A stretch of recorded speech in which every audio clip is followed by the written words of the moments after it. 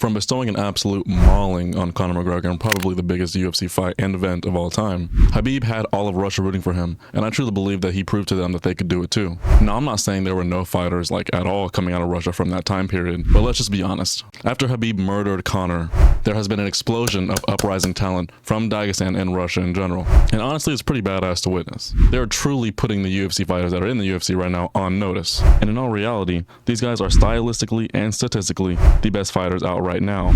I mean, let's face it, wrestling is the best background you can have in MMA, as we clearly have seen with Khabib. The potential level of dominance you can have in a fight is pretty OP if you know how to mix it in with some form of stand-up and jiu-jitsu play. With that being said, Khabib stepping away from the octagon and primarily focusing on coaching, he has been spreading the information that is needed to do what he did to the fighters that he trains, and it is insane to see them all fight. Although Islam and Khabib are two completely different fighters, the similarities and resemblances there.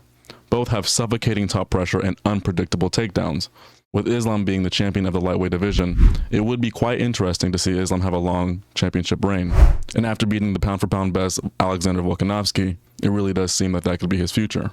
Usman Nurmagomedov is currently the lightweight champion of the Bellator League and is also cousin to Khabib. Whereas all the fighters have great Sambo wrestling backgrounds, I think we can all agree that Khabib and Islam would prefer to take the fight to the ground. But not Usman. Usman's stand-up is so good and strategic that Coach Javier Mendez deemed him the best out of them all. And honestly, he's still young and pretty far from that, but I can see what Javier was getting at.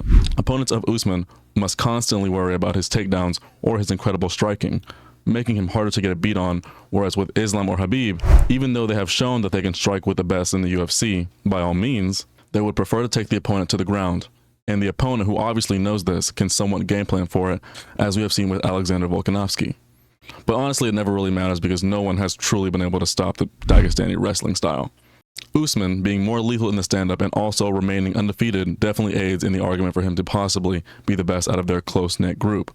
Now, Umar Nurmagomedov, the older brother of Usman, is the dark horse of the bantamweight division in the UFC. With a 16-0 record and a number 11 rank, all he's looking for now is a few top-ranked fighters to knock off and earn his right to a title shot, since he had to pull out of the recent Sandhagen fight, which would have placed him in the top 5 if he had been victorious. I mean, the guy lands 70% of his punches. Now, Khabib's other cousin, Abubakar Nurmagomedov, competes in the welterweight division and is also looking to get back in the win column after a split loss to Elizu dos Santos. Now, Muhammad Makayev of the flyweight division is fighting out of Manchester, England, but he was born in Dagestan, so why not toss him in the category as well? He is also undefeated at 10-0 and is looking to make it 11 with his upcoming fight at UFC 294. Another Dagestani fighter is Nasruddin Imavov. As the number 11th ranked middleweight contender with a 12-4 record, Imavov intends on getting back in the win column, as he did lose to the now champion Sean Strickland. And his last fight versus Chris Curtis could not continue after a severe head clash would cause a very bad cut above his eye.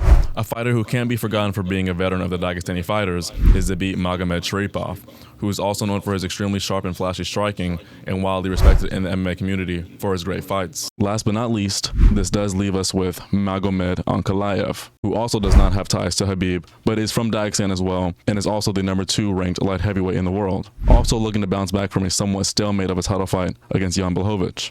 And to some, I think the reason why Dagestani fighters are so present in combat sports today, with Khabib being such a great star for Russia, and MMA and the UFC just growing exponentially in general, it honestly was a match made in heaven. These guys are tough and share every moment together as they train. As crazy as it may sound, their cultural beliefs are what possibly could be aiding them in their success in the UFC and combat sports in general. Not only a work ethic like no other, but a lifestyle that keeps you focused on your craft and absolutely dedicated to your team and doing the right things the right way. I wouldn't be surprised if all the next champions in the next few years are from Dagestan, Russia, because I don't think anyone in America is wrestling bears like Khabib was. In an interview, Khabib once said that he used to train twice a day but was not satisfied with himself. He would then up that training regimen to 3 times a day. The training these guys do does not stop throughout the year, and the harsh climates of Dagestan only makes them more durable and more conditioned than any other UFC fighter could imagine.